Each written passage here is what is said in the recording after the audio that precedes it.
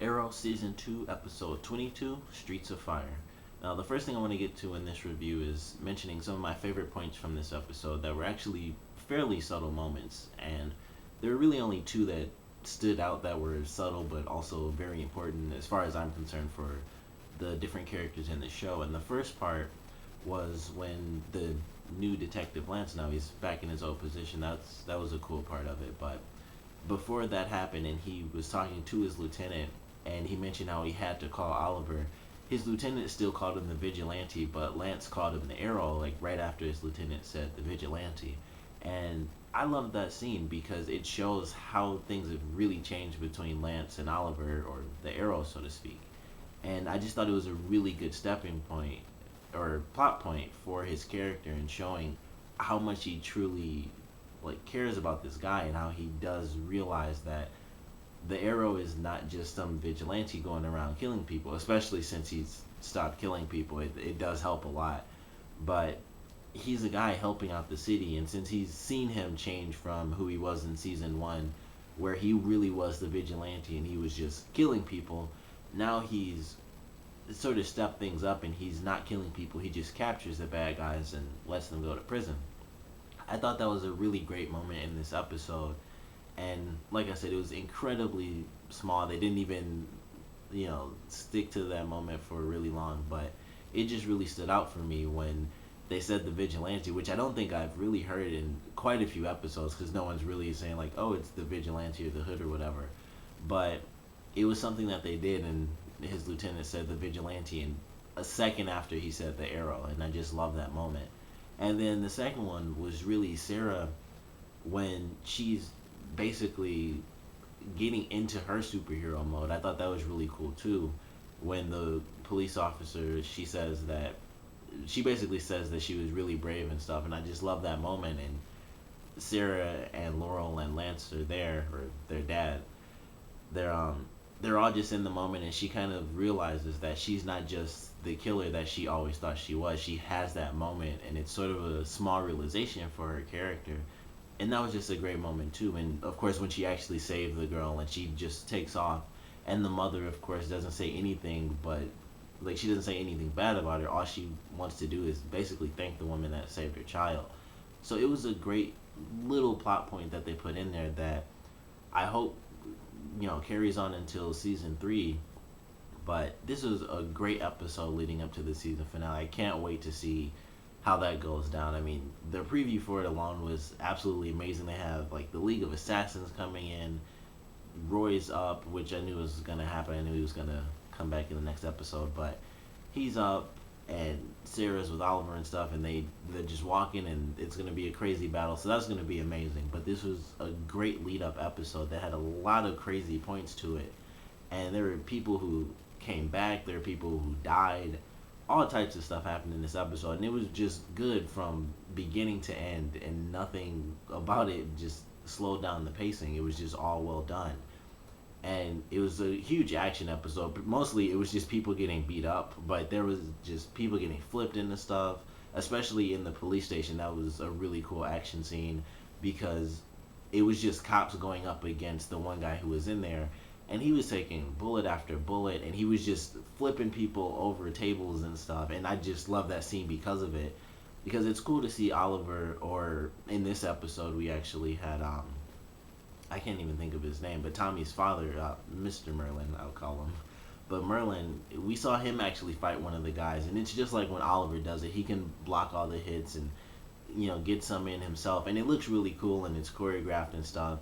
And then we have moments like in this episode in the beginning where it's just normal people going up against superhumans, and they're just shooting this guy, and he's just taking bullet after bullet, and they try to hit him with batons, and he just blocks, and like he just like smacks somebody down or just flips, and they spin through the air and like fall into something. It was a cool scene because it's not somebody who's just really cool and who can dodge and counterattack and stuff. It's people who know how to point, shoot, and they can attack, but they aren't trained in like martial arts and stuff. And neither is this guy, but he has super strength, so it made for a really interesting scene, especially in such an enclosed space. It always makes fight scenes look even cooler when there's not just a ton of space So they're flying into stuff, and I just thought it was a great scene. And I love what Lance did in that, where he grabbed the grenades and stuff, and he got himself thrown, but he just dropped the grenades while it was happening. That was really smart on his part too, and it was just a cool scene. But loved the episode. A lot of insane points in it. We got the cure. It was taken, and then Brother Blood gives it to Oliver because he kind of has this realization that Slade only cares about Slade. He cares about what he promised Oliver, and what he promised Oliver was basically just death and destruction. So in the middle of this, Ivo, or not Ivo, Sebastian has been thinking, I'm gonna run the city. Things are gonna be fine. Slade's gonna get his revenge on the sidelines, and I get to be mayor and do what I want with the city. And he realizes that that's not how things are gonna play out, and he decides to switch teams and help Oliver so that he can still help the city, which I thought was interesting. Like, all he cares about is just, he has this weird narrow vision of just changing the city. And even after, like, exactly what Oliver said, he basically told him, like, do you really think they're gonna let you still be mayor after everything that's happened? And of course, no one really does know except for Oliver, and he seemed like he didn't even care. He said, "Do what you have to," so he made it seem like he was gonna tell people what he did anyway. But none of that really matters because his insanely narrow vision got him killed in this episode. And even it was weird that he wouldn't even see that coming. I thought, like, he just is his vision. Like I said, it was so narrow. It kind of blew my mind that he thought he could just apologize to Slade and it was just going to be fine. Like, he'd be a little mad or something. It was like, no, you're about to die. He just had no thought of this in his head, and it just blew my mind when I can't think of her actual character, but Summer Glau, when she actually came in, it was obvious. It was like, he's dead. He's not gonna make it out of the scene, and he doesn't. And she kills him in an insane way. They also did that. They had some interesting deaths. He was stabbed, like, just through the neck and chest, and then before that, when the DA had her neck snapped, I thought that was insane because I was just like, wow, I didn't think they'd just like snap her neck like that. And I don't think they've really done that in this show. Like, they've had people have their neck snapped, but I don't think they did it where it was just like you actually see the entire person. It was always like you don't really see much as like a side angle or something like that. But this was just like she's scared and doesn't know what's about to happen, and then he just snaps her neck and lets her go. And I thought that was just a brutal kill in this episode. But they killed some people off, and Sebastian Blood is one of the people. And it was a great moment in the episode, but the one thing I hated is that with Sebastian Blood gone, that means that there's no Brother Blood anymore, which means we don't get to see the Hive, which really sucks. But too bad. It works for the show, but I would have loved to have seen some of the Hive characters come in, which of course I really only know the Hive from Teen Titans, so the only character I really cared about seeing was Jinx because I just like her character.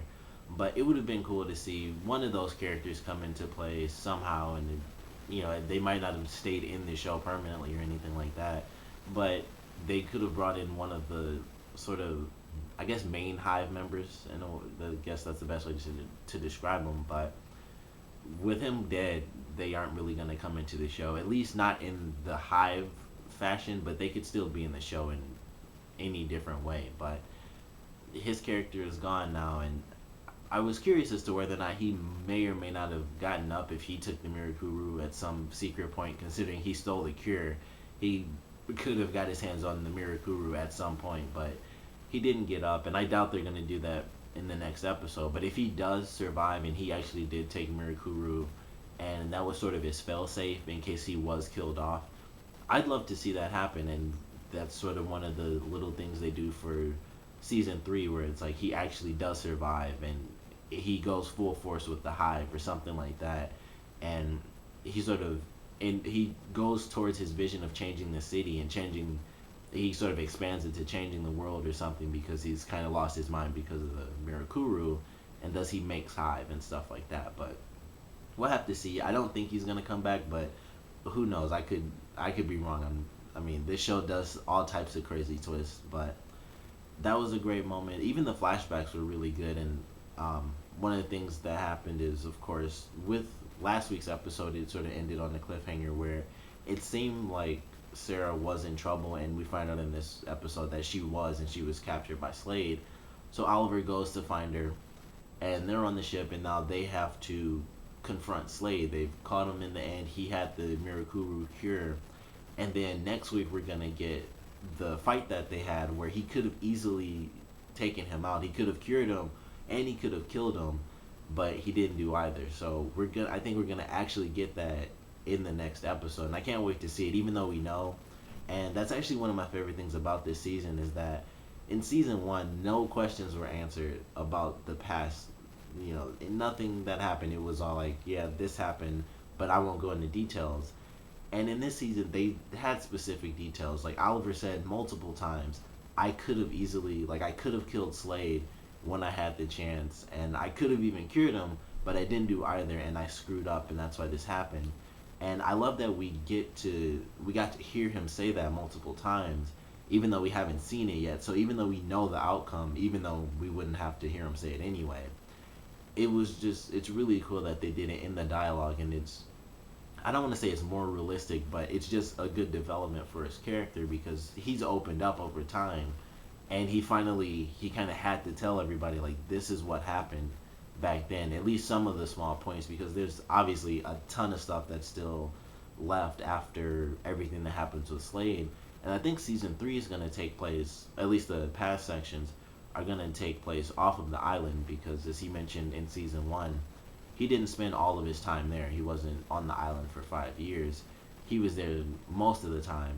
And I think season 3 is the season where we're finally going to get him off of the island and see what type of crazy adventures he had there. But I can't wait to see how that plays out in the next episode. Even though we know how it's going to end, it still should be an amazing fight scene just to see how Oliver escaped that and how he and Sarah split up. I really want to see the scene where he thinks Sarah died. I'm very curious to see what happened that convinced him so much that she actually died that second time. So I'm excited to see that in the next episode as well. But a lot of crazy points. Thea, of course, finally realizing that Malcolm Merlin is alive. There it is, Malcolm Merlin.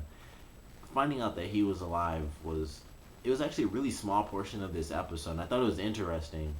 And he comes back because, of course, their mother died, and so he had to see if his daughter was okay. And it was interesting that he kind of just came back really confident, as if he knew she already knew.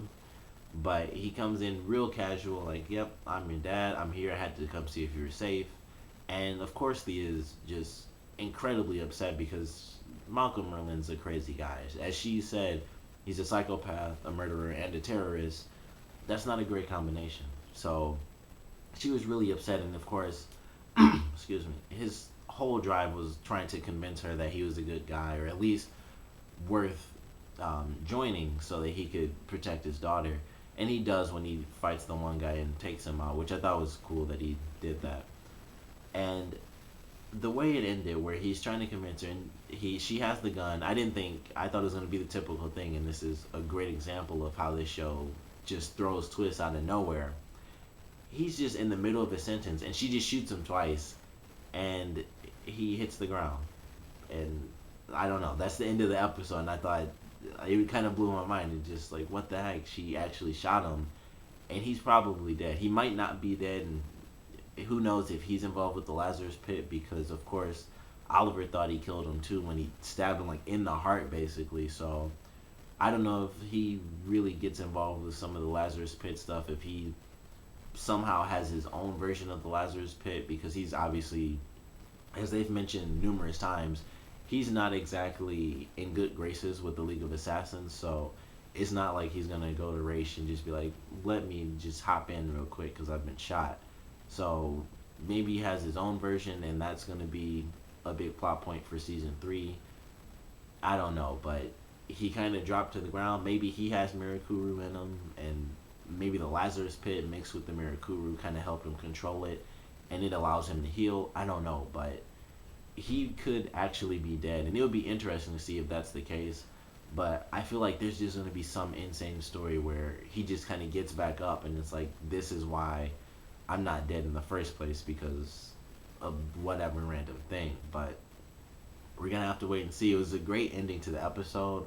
It was one of the biggest twists, because it was probably the only twist, I think, in the episode, and I just didn't expect her to just actually shoot this guy. And Thea pulled the trigger twice, and he hit the ground. So He wasn't in the preview for next week's episode, so they're kind of hiding that portion for us to really keep us watching because, of course, it would spoil it if it's just like, oh, he's up and walking. But I'd still be very curious as to how. But we're gonna have to wait till the season finale. It's been a crazy good season, especially when Slade was revealed in the present time. But I just can't wait to see how this thing ends and what happens when we go into season 3. So comment below, let me know what you guys saw this episode, favorite parts, least favorite parts. And before I forget, there was a really, really great scene between Oliver and Felicity when Oliver was having one of his really doubtful moments.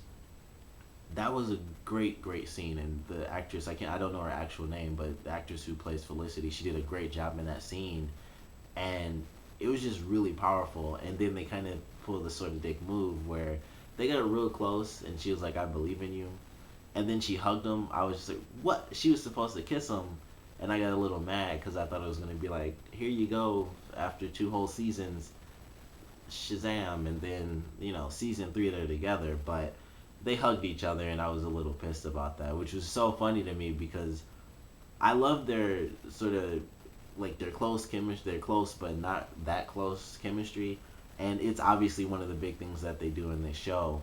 But this really seemed like the moment they had the great scene. She was crying, and he was realizing how useful he is to the city, how he's stopped a bunch of different people, and how he's helping the city right now, and he can't stop fighting. And they get real close. They have the angle going, and then she hugged him. I was like, oh, okay. So they did that just to mess with everybody, but it was still a great scene. But that kind of made me mad, and then it made me laugh because I got mad at it. But comment below, let me know what you guys saw of this episode, favorite parts, least favorite parts, and what do you guys want to see for this season finale, whether it's past section or present section. Comment below, let me know, and thanks for watching.